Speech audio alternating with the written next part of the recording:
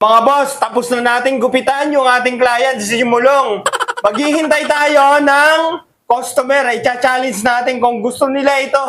At mamimigay si Mulong ng 500 pesos sa gustong kopyahin yung gupit na yan. Okay, Mulong, umpisa mo na. Punta ka na sa labas. Mayroon na. Sige, mag-abang ka dyan sa labas, boss. Ayan, mga boss. Lupit ng gupit ni Mulong. Ayan. Mulong, okay na okay ba? Yan, Diyan ka sa labas, boss. Ayan, Clau! Yan. Magupit ka. Si sir. Yan, si sir, Sir, gusto mo gupit? May libreng sir, gupit tingnan dito. mo, sir. Challenge yan, sir. Ayan, Wala pa. Nag-customer na tayo, mga idol. Ikot ka lang dyan, dyan. Tanongin mo, pre. Palapit na, pre. Palapit na yan. Idol, gusto mo magpagupit? Yan.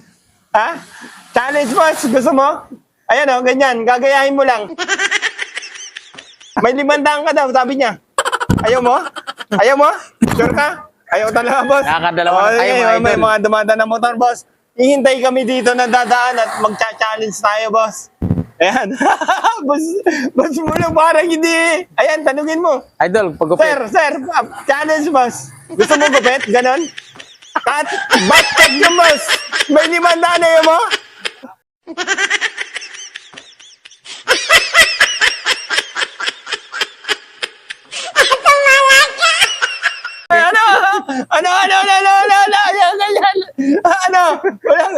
Wala na, umalis na.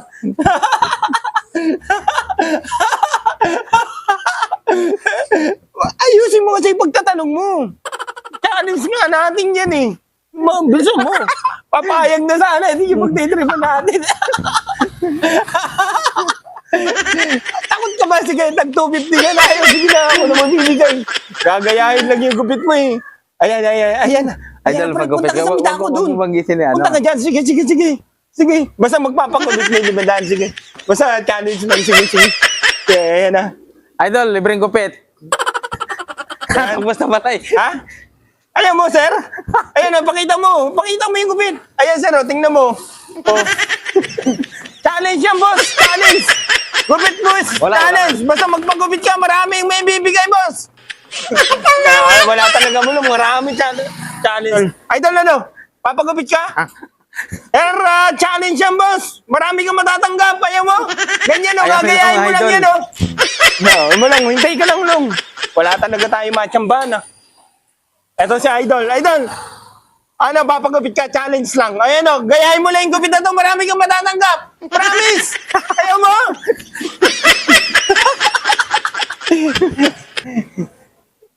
Ayaw talaga, long. Paano gagawin natin yan? Lilinisan na natin to. Wala talaga. Hair challenge mo, ang hirap naman kasi, pre.